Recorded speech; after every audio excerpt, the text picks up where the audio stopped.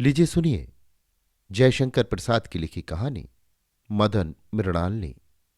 वाचन समीर गोस्वामी का है। विजयादशमी का त्योहार समीप है। बालक लोग नित्य रामलीला होने से आनंद में मग्न हैं। हाथ में धनुष और तीर लिए हुए एक छोटा सा बालक रामचंद्र बनने की तैयारी में लगा हुआ है। 14 वर्ष का बालक बहुत ही सरल और सुंदर है। खेलते खेलते बालक को भोजन की याद आई। फिर कहाँ राम बनना और कहाँ की रामलीला। चट धनुष फेंक कर दौड़ता हुआ माता के पास जा पहुंचा और उस ममता मोहमयी माता के गले से लिपटकर मां खाने को दे कहता हुआ जन्नी के चित्त को आनंदित करने लगा। जन्नी बालक का मचलना देखकर प्रसन्न हो रही थी और थोड़ी देर तक बैठी रहकर और भी मचलना देखा चाहती थी। उसके यहाँ एक पड़ोसिन बैठी थी, अतः वो एकाएक उठकर बालक को भोजन देने में असमर्थ थी। सहज ही असंतुष्ट हो जाने वाली पड़ोस की स्त्रियों का सहज क्रोधमय स्वभाव किसी से छिपा न होगा। यदि वो तत्काल उठकर चली जाती तो पड़ोसिन क्रुद्ध होती। अतः वो उठकर बालक को भोजन देने में आनाकानी करने लगी। बालक का मचलना और भी बढ़ गया। धीरे धीरे वो क्रोधित हो गया। दौड़कर अपनी कमान उठा लाया। तीर चढ़ाकर पड़ोसिन को लक्ष्य किया और कहा, तू यहां से जा, नहीं तो मारता हूं। दोनों स्त्रियां केवल हंसकर उसको मना करती रहीं। अकस्मात वो तीर बालक के हाथ से छूट पड़ा और पड़ोसिन की गर्दन में कुछ धंस गया। अब क्या था, वो अर्जुन और अश्वत्थामा का पाशुपतास्त्र हो गया। बालक की मां बहुत घबरा गई। उसने अपने हाथ से तीर निकाला, उसके रक्त को धोया और कुछ ढांढस दिया, किंतु घायल स्त्री का चिल्लाना कराहना सहज में थमने वाला नहीं था। बालक की मां विधवा थी, उसका कोई रक्षक न था। जब उसका पति जीता था तब तक उसका संसार अच्छी तरह चलता था। अब जो कुछ पूंजी बच रही थी उसी में वो अपना समय बिताती थी। ज्यों त्यों करके उसने चिर संरक्षित धन में से 25 रुपये उस घायल स्त्री को दिए। वो स्त्री किसी से ये बात न कहने का वादा करके अपने घर गई, परंतु बालक का पता नहीं। वो डर के मारे घर से निकल किसी ओर भाग गया। माता ने समझा कि पुत्र कहीं डर से छिप गया होगा, शाम तक आ जाएगा। धीरे धीरे संध्या पर संध्या, सप्ताह पर सप्ताह, मास पर मास बीतने लगे, परंतु बालक का कहीं पता नहीं। शोक से माता के हृदय जर्जर हो गया। वो चारपाई पर लग गई। चारपाई ने भी उसका ऐसा अनुराग देखकर उसे अपना लिया और फिर वो उस पर से न उठ सकी। बालक को अब कौन पूछने वाला है। कलकत्ता महानगरी के विशाल भवनों तथा राजमार्गों को आश्चर्य से देखता हुआ एक बालक सुसज्जित भवन के सामने खड़ा है। महीनों कष्ट झेलता राह चलता थकता हुआ बालक यहां पहुंचा है। बालक थोड़ी देर तक यही सोचता था कि अब मैं क्या करूं, किससे अपने कष्ट की कथा कहूं। इतने में वहां धोती कमीज पहने हुए एक सभ्य बंगाली महाशय का आगमन हुआ। उस बालक की चौड़ी हड्डी, सुडौल बदन और सुंदर चेहरा देखकर बंगाली महाशय रुक गए और उसे एक विदेशी समझकर पूछने लगे, तुम्हारा मकान कहाँ है? बा में। तुम यहां कैसे आए? भागकर। नौकरी करोगे? हाँ। अच्छा, हमारे साथ चलो। बालक ने सोचा कि सिवा काम के और क्या करना है, तो फिर इनके साथ ही उचित है। कहा, अच्छा चलिए। बंगाली महाशय उस बालक को घुमाते फिराते एक मकान के द्वार पर पहुंचे। दरबार ने उठकर सलाम किया। वो बालक सहित एक कमरे में पहुंचे जहां एक नवयुवक बैठा हुआ कुछ लिख रहा था। सामने बहुत से कागज इधर उधर बिखरे पड़े थे। युवक ने बालक को देखकर पूछा, बाबूजी, ये बालक कौन है? ये नौकरी करेगा। तुमको एक आदमी की जरूरत थी ही, सो इसको हम लेवा लाए हैं। अपने साथ रखो। बाबूजी ये कहकर घर के दूसरे भाग में चले गए थे। युवक के कहने पर बालक भी अचकचाता हुआ बैठ गया। उनमें इस तरह की बातें होने लगीं। युवक, क्यों जी, तुम्हारा नाम क्या है? बालक कुछ सोचकर, मदन। युवक, नाम तो बड़ा अच्छा है। अच्छा कहो, तुम क्या खाओगे? रसोई बनाना जानते हो?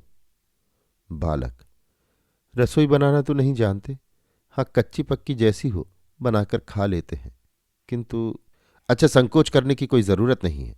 इतना कहकर युवक ने पुकारा, कोई है? एक नौकर दौड़कर आया। हुजूर, क्या हुक्म है? युवक ने कहा, इनको भोजन कराने के लिए ले जाओ। भोजन के उपरांत बालक युवक के पास आया। युवक ने एक घर दिखाकर कहा कि उस सामने की कोठरी में सो और उसे अपने रहने का स्थान समझो। युवक की आज्ञा के अनुसार बालक उस कोठरी में गया। देखा तो एक साधारण सी चौकी पड़ी है। एक घड़े में जल, लोटा और गिलास भी रखा हुआ है। वो चुपचाप चौकी पर लेट गया। लेटने पर उसे बहुत सी बातें याद आने लगीं। एक एक करके उसे भावना के जाल में फंसाने लगीं। बाल्यावस्था के साथी, उसके साथ खेल कूद, राम रावण की लड़ाई, फिर उस विजयादशमी के दिन की घटना, पड़ोसिन के अंग में तीर का धंस जाना, माता की व्याकुलता और मार्ग के कष्ट को सोचते सोचते उस भयातुर बालक की विचित्र दशा हो गई। मनुष्य की मिमियाई निकालने वाली दीप निवासनी जातियों की भयानक कहानियां, जिन्हें उसने बचपन में माता की गोद में पड़े पड़े सुना था, उसे और भी डराने लगीं। अकस्मात उसके मस्तिष्क को उद्वेग से भर देने वाली ये बात भी समा गई कि ये लोग तो मुझे नौकर बनाने के लिए अपने यहाँ लाए थे, फिर इतने आराम से क्यों रखा है? हो ना हो वही टापू वाली बात है। बस फिर कहाँ की नींद और कहाँ का सुख। करवटें बदलने लगा। मन में यही सोचता था कि यहां से किसी तरह भाग चलो, परंतु निद्रा भी कैसी प्यारी वस्तु है। घोर दुख के समय भी मनुष्य को यही सुख देती है। सब बातों से व्याकुल होने पर भी वो कुछ देर के लिए सो गया। मदन उसी घर में रहने लगा।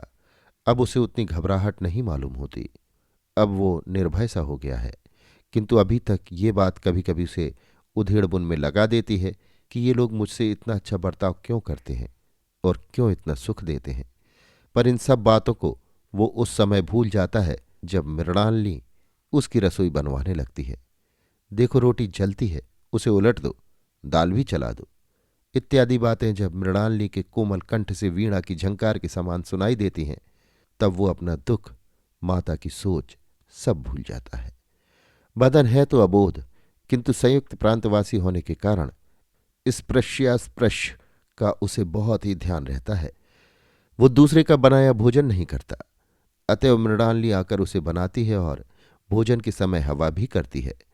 मृणालिनी गृह स्वामी की कन्या है। वो देवबाला सी जान पड़ती है। बड़ी बड़ी आंखें, उज्ज्वल कपोल, मनोहर अंगभंगी, गुल्फ विलंबित केश कलाप उसे और भी सुंदरी बनने में सहायता दे रहे हैं। अवस्था 13 वर्ष की है, किंतु वो बहुत गंभीर है। नित्य साथ होने से दोनों में अपूर्व भाव का उदय हुआ। बालक का मुख जब आग की आंच से लाल तथा आंखें धुएं के कारण आंसुओं से भर जाती हैं, तब बालिका आंखों में आंसू भरकर रोषपूर्वक पंखी फेंक कर कहती है, लो जी, इससे काम लो, क्यों व्यर्थ परिश्रम करते हो? इतने दिन तुम्हें रसोई बनाते हुए मगर बनाना ना आया। तब मदन आंच लगने के सारे दुख को भूल जाता है। तब उसकी तृष्णा और बढ़ जाती है। भोजन रहने पर भी भूख सताती है और सताया जाकर भी वो हंसने लगता है। मन ही मन सोचता, मृणालिनी तुम बंग महिला क्यों हुई? मदन के मन में ये बात क्यों उत्पन्न हुई? दोनों सुंदर थे, दोनों ही किशोर थे, दोनों संसार से अनभिज्ञ थे। दोनों के हृदय में रक्त था, उच्छ्वास था, आवेग था, विकास था। दोनों के हृदय सिंधु में किसी अपूर्व चंद्र का मधुर उज्ज्वल प्रकाश पड़ता था। दोनों के हृदय कानन में नंदन पारिजात खिला था। जिस परिवार में बालक मदन पलता था, उसके मालिक हैं अमरनाथ बनर्जी। आपके नवयुवक पुत्र का नाम है किशोरनाथ बनर्जी। कन्या का नाम है मृणालिनी और गृहिणी का नाम हीरामणि है। बंबई और कलकत्ता दोनों स्थानों में आपकी दुकानें थीं, जिनमें बाहरी चीजों का क्रय विक्रय होता था। विशेष काम मोती के वाणिज्य का था। आपका ऑफिस सीलॉन में था, वहां से मोती की खरीद होती थी। आपकी कुछ जमीन भी वहां थी, उससे आपकी बड़ी आय थी। आप प्रायः अपनी बंबई की दुकान में और आपका परिवार कलकत्ते में रहता था। धन अपार था, किसी चीज की कमी न थी, तो भी आप एक प्रकार से चिंतित थे। संसार में कौन चिंताग्रस्त नहीं है? पशु पक्षी, कीट पतंग, चेतन और अचेतन, सभी को किसी प्रकार की चिंता है। जो योगी हैं, जिन्होंने सब कुछ त्याग दिया है, संसार जिनके वास्ते असार है, उन्होंने भी स्वीकार किया है। यदि वे आत्मचिंतन न करें तो उन्हें योगी कौन कहेगा?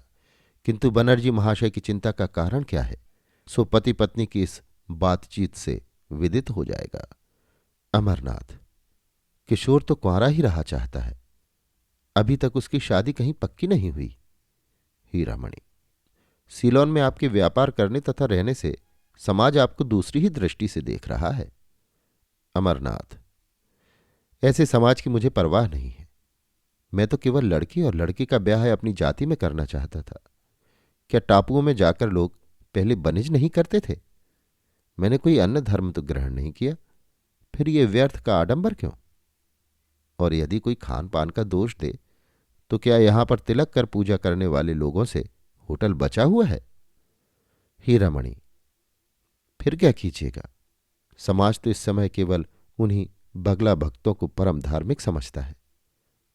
अमरनाथ, तो फिर अब मैं ऐसे समाज को दूर ही से हाथ जोड़ता हूं। हीरामणि, तो क्या ये लड़का लड़की कुंवारे ही रहेंगे? अमरनाथ, नहीं, अब हमारी ये इच्छा है कि तुम सबको लेकर उसी जगह चलें।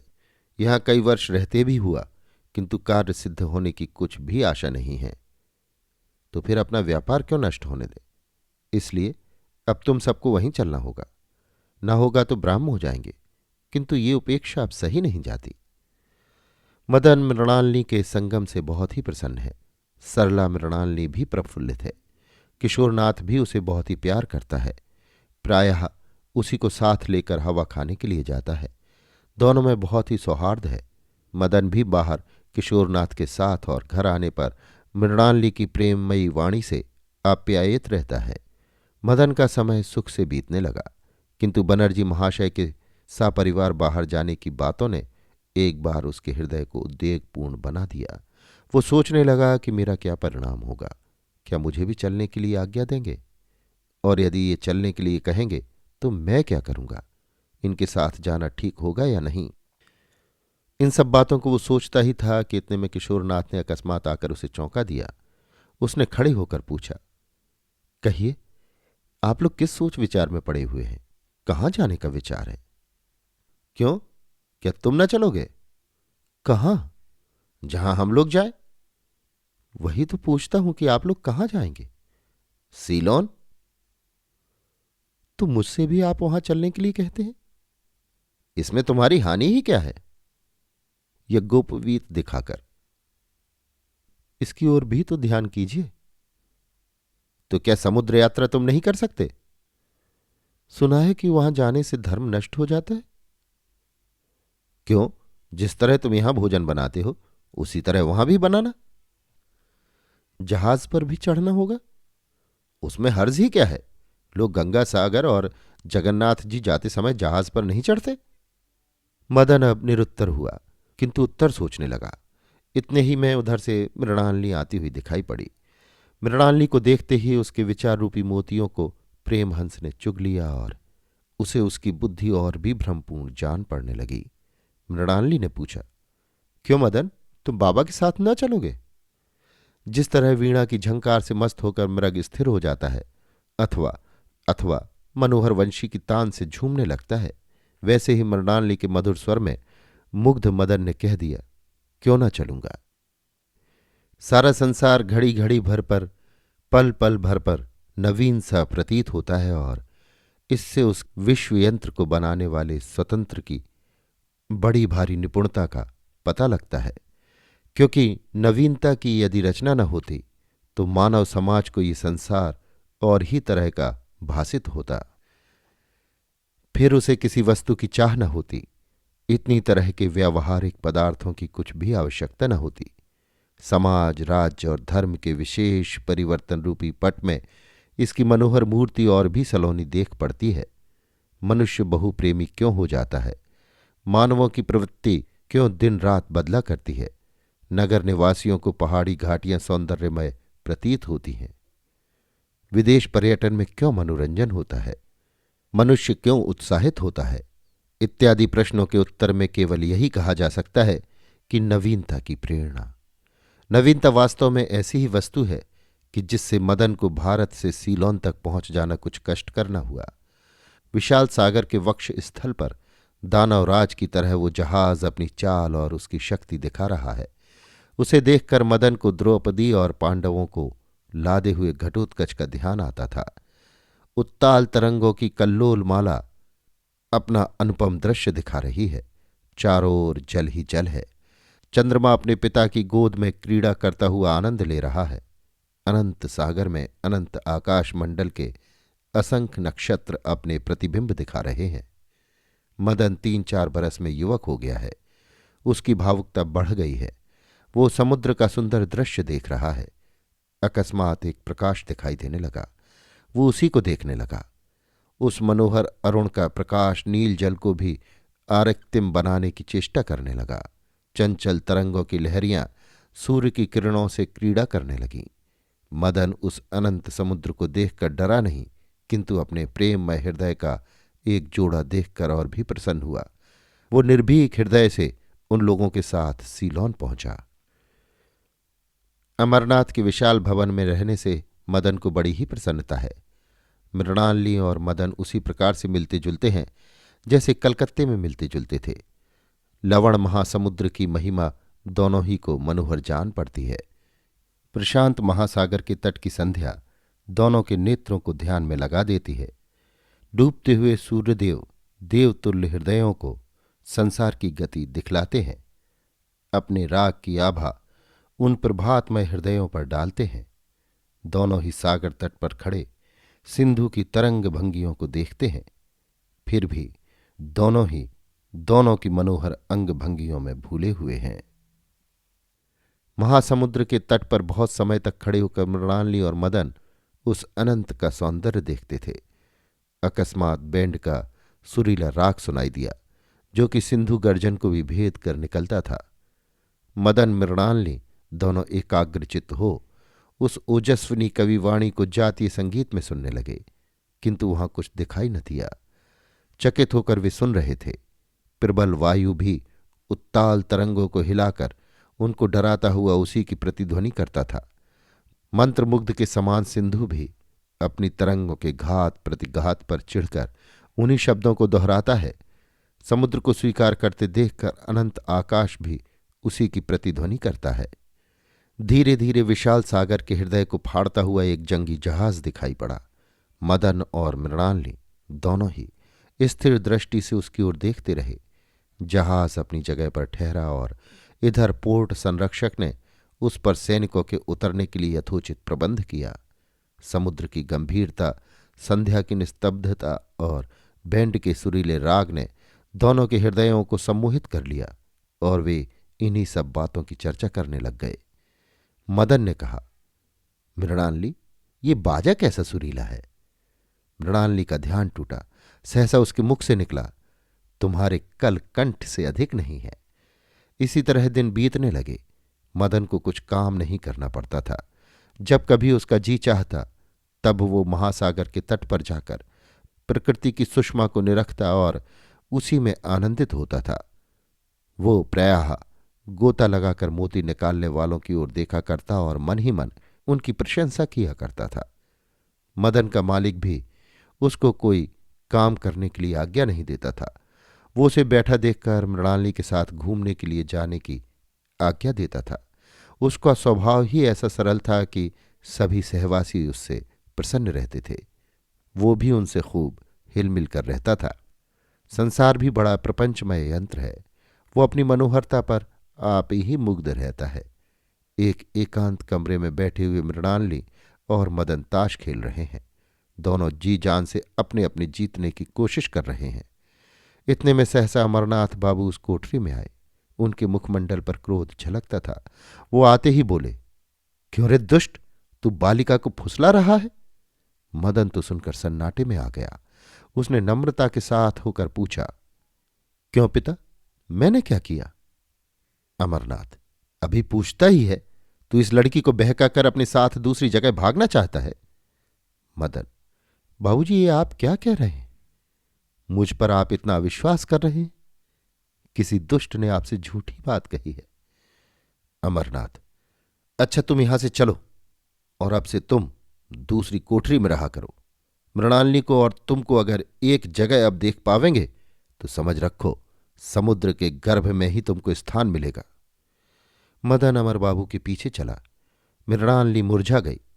मदन के ऊपर अपवाद लगाना उसके सुकुमार हृदय से सहा नहीं गया। वो नवकुसुमित पददलित आश्रय विहीन माधवी लता के समान पृथ्वी पर गिर पड़ी और लोट लोट कर रोने लगी। मृणालिनी ने दरवाज़ा भीतर से बंद कर लिया और वहीं लोटती हुई आंसुओं से हृदय की जलन को बुझाने लगी। कई घंटे बाद जब उसकी माँ ने जाकर किवाड़ खुलवाए, उस समय उसकी रेशमी साड़ी का आंचल भीगा हुआ, उसका मुख सूखा हुआ और आंखें लाल लाल हो आई थी। वास्तव में वो मदन के लिए रोई थी।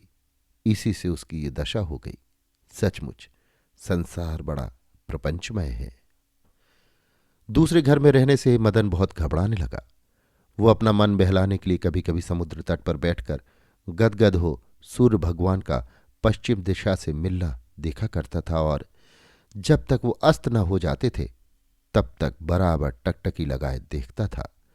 वो अपने चित्त में अनेक कल्पना की लहरें उठाकर समुद्र और अपने हृदय से तुलना भी किया करता था। मदन का अब इस संसार में कोई नहीं है। माता भारत में जीती हैं या मर गई, ये भी बेचारी को नहीं मालूम। संसार की मनोहरता, आशा की भूमि, मदन के जीवन स्रोत का जल, मदन के हृदय कानन का अपूर्व पारिजात, मदन के हृदय सरोवर की मनोहर मृणालिनी भी अब उससे अलग कर दी गई। जननी जन्मभूमि प्रिय कोई भी तो मदन के पास नहीं है। इसी से उसका हृदय आलोड़ित होने लगा और वो अनाथ बालक ईर्ष्या से भरकर अपने अपमान की ओर ध्यान देने लगा। उसको भली भांति विश्वास हो गया कि इस परिवार के साथ रहना ठीक नहीं है। जब इन्होंने मेरा तिरस्कार किया तो अब इन्हीं के आश्रित होकर क्यों रहूं। ये सोचकर उसने अपने चित्त में कुछ निश्चय किया और कपड़े पहनकर समुद्र की ओर घूमने के लिए चल पड़ा। राह में वो अपनी उधेड़ बुन में चला जाता था कि किसी ने पीठ पर हाथ रखा।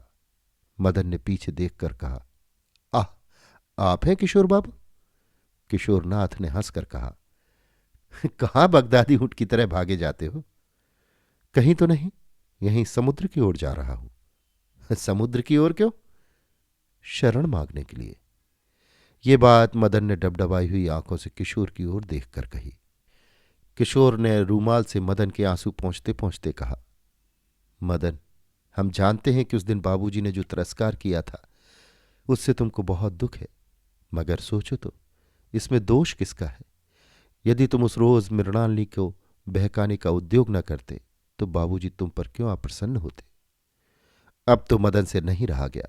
उसने क्रोध से कहा, कौन दुष्ट उस देवबाला पर झूठा अपवाद लगाता है और मैंने उसे बहकाया है? इस बात का कौन साक्षी है? किशोर बाबू, आप लोग मालिक हैं, जो चाहे सो कहिए। आपने पालन किया है, इसलिए यदि आप आज्ञा दें तो मदन समुद्र में भी कूद पड़ने के लिए तैयार है, मगर अपवाद और अपमान से बचाए रहिए। कहते कहते मदन का मुख क्रोध से लाल हो आया, आंखों में आंसू भर आए। उसके आकार से उस समय दृढ़ प्रतिज्ञा झलकती थी। किशोर ने कहा, इस बारे में विशेष हम कुछ नहीं जानते, केवल मां के मुख से सुना था कि जमादार ने बाबूजी से तुम्हारी निंदा की है और इसी से वो तुम पर बिगड़े हैं। मदन ने कहा, आप लोग अपनी बाबूगिरी में भूले रहते हैं और ये बेईमान आपका सब माल खाते हैं। मैंने उस जमादार को मोती निकालने वालों के हाथ मोती बेचते देखा। मैंने पूछा, क्यों, तुमने मोती कहाँ पाया? तब उसने गिड़गिड़ाकर पैर पकड़कर मुझसे कहा, बाबूजी से न कहिएगा। मैंने उसे डांटकर फिर ऐसा काम न करने के लिए कहकर छोड़ दिया। आप लोगों से नहीं कहा, इसी कारण वो ऐसी चाल चलता है और आप लोगों ने भी बिना सोचे समझे उसकी बात पर विश्वास कर लिया है।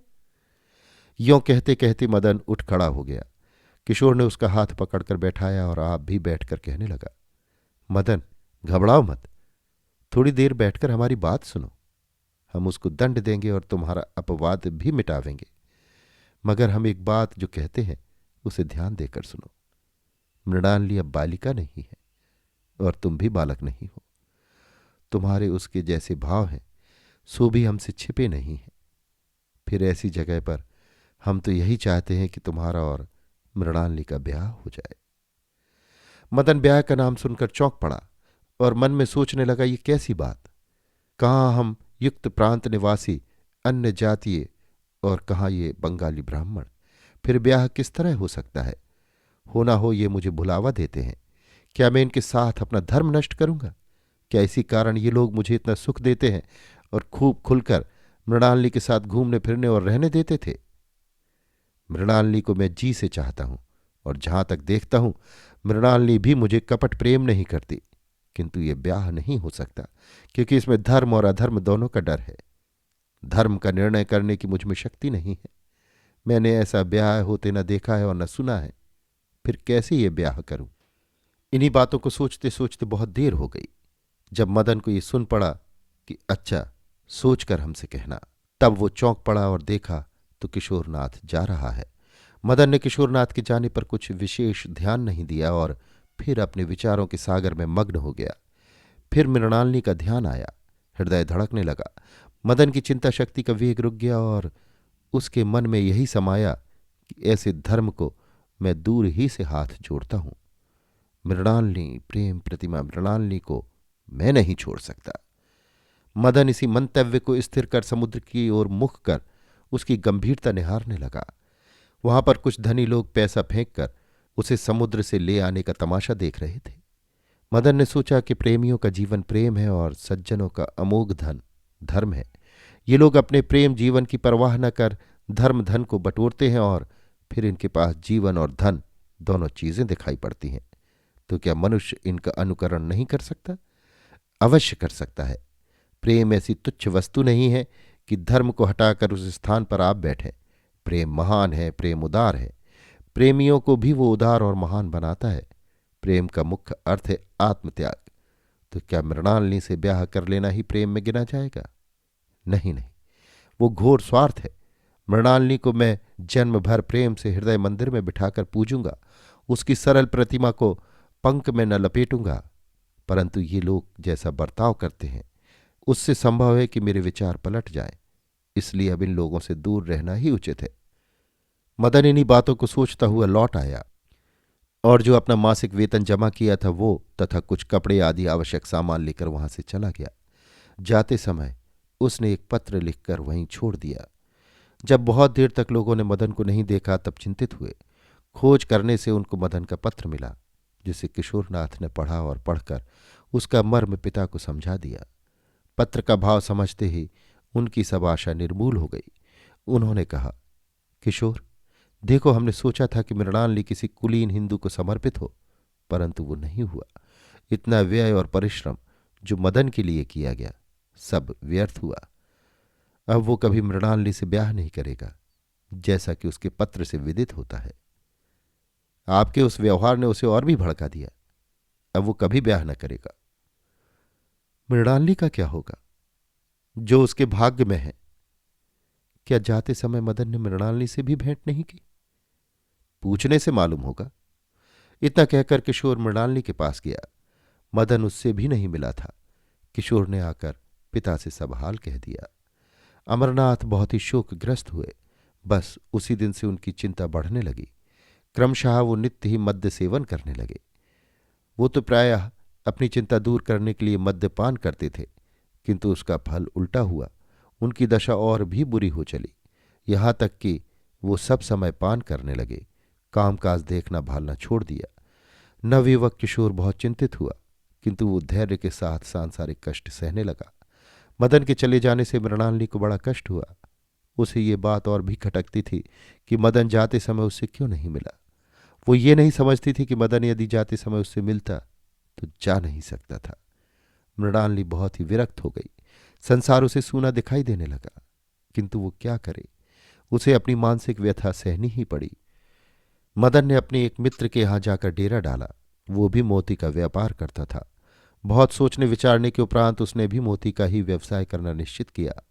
मदन नित्य संध्या के समय मोती के बाजार में जा मछुए लोग जो अपने मेहनताने में मिली हुई मोतियों की सीपियां बेचते थे उनको खरीदने लगा, क्योंकि इसमें थोड़ी पूंजी से अच्छी तरह काम चल सकता था।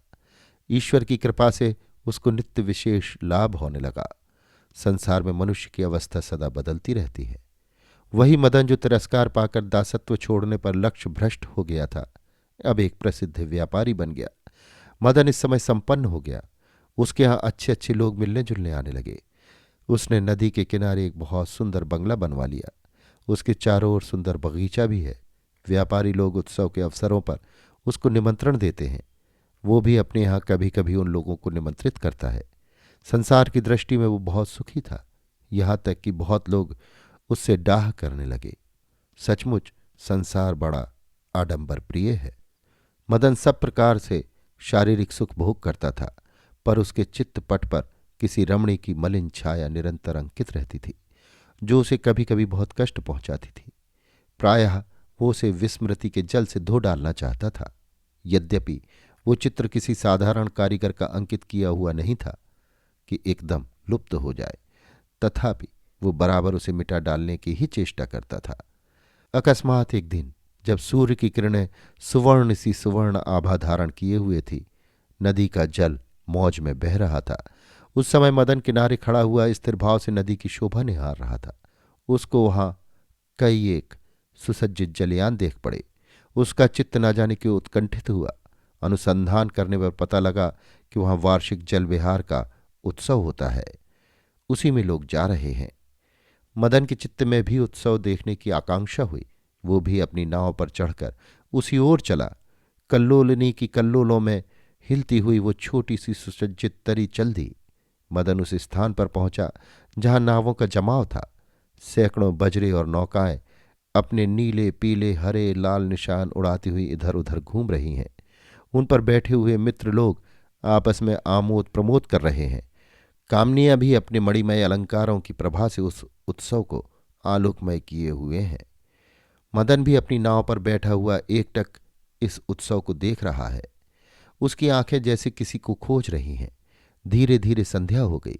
क्रमशः 1 2 3 तारे दिखाई दिए। साथ ही पूर्व की तरफ ऊपर को उठते हुए गुब्बारे की तरह चंद्रबिंब दिखाई पड़ा। लोगों के नेत्रों में आनंद का उल्लास छा गया। इधर दीपक जल गए। मधुर संगीत शून्य की निस्तब्धता में और भी गूंजने लगा। रात के साथ ही आमोद प्रमोद की मात्रा बढ़ी, परंतु मदन के हृदय में सन्नाटा छाया हुआ है। उत्सव के बाहर वो अपनी नौका को धीरे धीरे चला रहा है। अकस्मात कोलाहल सुनाई पड़ा। वो चौंक कर उधर देखने लगा। उसी समय कोई 4 5 हाथ दूर एक काली सी चीज दिखाई दी। अस्त हो रहे चंद्रमा का प्रकाश पड़ने से कुछ वस्त्र भी दिखाई देने लगा। वो बिना कुछ सोचे समझे ही जल में कूद पड़ा और उसी वस्तु के साथ बह चला। ऊषा की आभा पूर्व में दिखाई पड़ रही है। चंद्रमा की मलिन ज्योति तारागण को भी मलिन कर रही है। तरंगों से शीतल दक्षिण पवन धीरे धीरे संसार को निद्रा से जगा रही है। पक्षी भी कभी कभी बोल उठते हैं। निर्जन नदी तट पर एक नाव बंधी है और बाहर एक सुकुमारी सुंदरी का शरीर अचेत अवस्था में पड़ा हुआ है। एक युवक सामने बैठा हुआ उसे होश में लाने का उद्योग कर रहा है। दक्षिण पवन भी उसे इस शुभ काम में बहुत सहायता दे रहा है। सूर्य की पहली किरण का स्पर्श पाते ही सुंदरी के नेत्र कमल धीरे धीरे विकसित होने लगे। युवक ने ईश्वर को धन्यवाद दिया और झुककर उस कामनी से पूछा, मृणालिनी, अब कैसी हो? मृणालिनी ने नेत्र खोलकर देखा। उसके मुखमंडल पर हर्ष के चिन्ह दिखाई पड़े। उसने कहा, प्यारे मदन, अब अच्छी हूं। प्रणय का भी वेग कैसा प्रबल है। ये किसी महासागर की प्रचंड आंधी से कम प्रबलता नहीं रखता। इसके झोंके में मनुष्य की जीवन नौका असीम तरंगों से घिरकर प्रायः कूल को नहीं पाती। अलौकिक आलोकमय अंधकार में प्रणयी अपनी प्रणय तरी पर आरोहण कर उसी आनंद के महासागर में घूमना पसंद करता है। कूल की ओर जाने की इच्छा भी नहीं करता। इस समय मदन और मृणालिनी दोनों की आंखों से आंसुओं की धारा धीरे धीरे बह रही है। चंचलता का नाम भी नहीं है। कुछ बल आने पर दोनों उस नाव में जा बैठे। मदन ने मल्लाहों को पास के गांव से दूध या और कुछ भोजन की वस्तु लाने के लिए भेजा। फिर दोनों ने बिछुड़ने के उपरांत की सब कथा परस्पर कह सुनाई। मृणालिनी कहने लगी, भैया किशोरनाथ से मैं तुम्हारा सब हाल सुना करती थी, पर वो कहा करते थे कि तुमसे मिलने में उनको संकोच होता है, इस कारण उन्होंने कुछ नहीं बतलाया। मैं भी हृदय पर पत्थर रखकर तुम्हारे प्रणय को आज तक स्मरण कर रही हूं। मदन ने बात टालकर पूछा, मृणालिनी, तुम जल में कैसे गिरी? मृणालिनी ने कहा, मुझे बहुत उदास देख भैया ने कहा, चलो तुम्हें एक तमाशा दिखलावे। सुबह आज यहां मेला देखने आई थी। कुछ कोलाहल सुनकर मैं नाव पर खड़ी हो देखने लगी। 2 नाव वालों में झगड़ा हो रहा था। उन्हीं के झगड़े में हाथापाई में नाव हिल गई और मैं गिर पड़ी। फिर क्या हुआ सो मैं कुछ नहीं जानती। इतने में दूर से एक नाव आती हुई दिखाई पड़ी। उस पर किशोरनाथ था। उसने मृणालिनी को देखकर बहुत हर्ष प्रकट किया और सब लोग मिलकर बहुत आनंदित हुए। बहुत कुछ बातचीत होने के उपरांत मृणालिनी और किशोर दोनों ने मदन के घर चलना स्वीकार किया। नावें नदी तट पर स्थित मदन के घर की ओर बढ़ीं। उस समय मदन को एक दूसरी ही चिंता थी। भोजन के उपरांत किशोरनाथ ने कहा, मदन, हम अब भी तुमको छोटा भाई ही समझते हैं, पर तुम शायद हमसे कुछ रुष्ट हो गए हो। मदन ने कहा, भैया कुछ नहीं, इस दास से जो कुछ ढिठाई हुई हो उसे क्षमा करना। मैं तो आपका वही मदन हूं। इस तरह की बहुत सी बातें होती रहीं और फिर दूसरे दिन किशोरनाथ मृणालिनी को साथ लेकर अपने घर गया। अमरनाथ बाबू की अवस्था बड़ी शोचनीय है। वो एक प्रकार के मद्य के नशे में चूर रहते हैं। कामकाज देखना सब छोड़ दिया है। अकेला किशोरनाथ कामकाज संभालने के लिए तत्पर हुआ, पर उसके व्यापार की दशा अत्यंत शोचनीय होती गई और उसके पिता का स्वास्थ्य भी बिगड़ चला। क्रमशः उसको चारों ओर अंधकार दिखाई देने लगा। संसार में कैसी विलक्षण गति है। जो बाबू अमरनाथ एक समय सारे सीलोन में प्रसिद्ध व्यापारी गिने जाते थे और व्यापारी लोग जिनसे सलाह लेने के लिए तरसते थे, वही अमरनाथ इस समय कैसी अवस्था में है, कोई उनसे मिलने भी नहीं आता। किशोरनाथ एक दिन अपने ऑफिस में बैठा कार्य देख रहा था। अकस्मात मृणालिनी भी उसी स्थान में आ गई और एक कुर्सी खींचकर बैठ गई। उसने किशोर से कहा, क्यों भैया, पिताजी की कैसी अवस्था है? कामकाज की भी दशा अच्छी नहीं है। तुम भी चिंता से व्याकुल रहते हो। ये क्या है? किशोरनाथ, बहन कुछ न पूछो। पिताजी की अवस्था तो तुम देख ही रही हो। कामकाज की अवस्था भी अत्यंत शोचनीय हो रही है। 50 लाख रुपए के बराबर बाजार का देना है और ऑफिस का रुपया सब बाजार में फंस गया है, जो कि काम देखे भाले बिना पिताजी की अस्वस्थता के कारण दबसा गया है।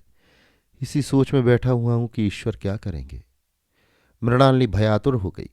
उसके नेत्रों से आंसुओं की धारा बहने लगी। किशोर उसे समझाने लगा। फिर बोला, केवल एक ईमानदार कर्मचारी अगर कामकाज की देखभाल किया करता तो ये अवस्था न होती। आज यदि मदन होता तो हम लोगों की ये दशा न होती। मदन का नाम सुनते ही मृणालिनी कुछ विर्वण हो गई और उसकी आंखों में आंसू भर आए। इतने में दरबान ने आकर कहा, सरकार एक रजिस्ट्री चिट्ठी मृणालिनी देवी के नाम से आई है। डाकिया बाहर खड़ा है।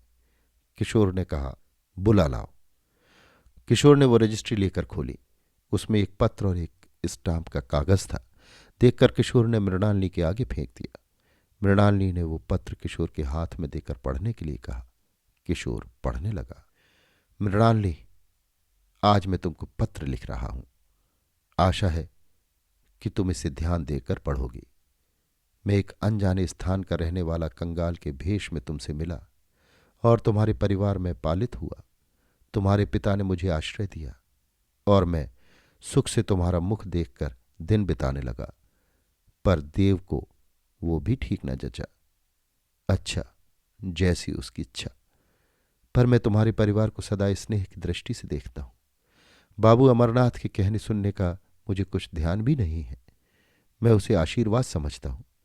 मेरे चित्त में उसका तनिक भी ध्यान नहीं है, पर केवल पश्चाताप ये है कि मैं उनसे बिना कहे सुने चला आया। अच्छा, इसके लिए उनसे क्षमा मांग लेना और भाई किशोरनाथ से भी मेरा यथोचित अभिवादन कह देना। अब कुछ आवश्यक बातें लिखता हूं, उन्हें ध्यान से पढ़ो। जहां तक संभव है उनके करने में तुम आगा पीछा न करोगी, ये मुझे विश्वास है। मुझे तुम्हारे परिवार की दशा अच्छी तरह विदित है। मैं उसे लिखकर तुम्हारा दुख नहीं बढ़ाना चाहता। सुनो, ये एक बिल है जिसमें मैंने अपनी सब सीलोन की संपत्ति तुम्हारे नाम लिख दी है। वो तुम्हारी ही है। उसे लेने में तुमको कुछ संकोच न करना चाहिए। वो सब तुम्हारे ही रुपए का लाभ है। जो धन मैं वेतन में पाता था वही मूल कारण है। अस्तु, ये मूलधन लाभ और ब्याज सहित तुमको लौटा दिया जाता है। इसे अवश्य स्वीकार करना और स्वीकार करो या न करो, अब सिवा तुम्हारे इसका स्वामी कौन है?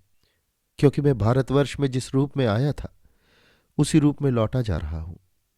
मैं इस पत्र को लिखकर तब भेजता हूं जब घर से निकलकर जहाज को रवाना हो चुका हूं। अब तुमसे भेंट भी नहीं हो सकती। यदि तुम आओ भी तो उस समय मैं जहाज पर होऊंगा। तुमसे मेरी केवल यही प्रार्थना है कि तुम मुझे भूल जाना। मदन। ये पत्र पढ़ते ही मृणालिनी की और किशोरनाथ की अवस्था दूसरी ही हो गई। मृणालिनी ने कातर स्वर से कहा, भैया क्या समुद्र तट तक चल सकते हो? किशोरनाथ ने खड़े होकर कहा, अवश्य। बस तुरंत ही एक गाड़ी पर सवार होकर दोनों समुद्र तट की ओर चले। ज्यों ही वे पहुंचे त्यों ही जहाज तट छोड़ चुका था। उस समय व्याकुल होकर मृणालिनी की आंखें किसी को खोज रही थी, किंतु अधिक खोज नहीं करनी पड़ी। किशोर और मृणालिनी दोनों ने देखा कि गेरू रंग का कपड़ा पहने हुए एक व्यक्ति दोनों को हाथ जोड़े हुए जहाज पर खड़ा है और जहाज शीघ्रता के साथ समुद्र के बीच में चला जा रहा है। मृणालिनी ने देखा कि बीच में अगाध समुद्र है। अभी आप सुन रहे थे जयशंकर प्रसाद की लिखी कहानी मदन मृणालिनी। वाचन समीर गोस्वामी का था।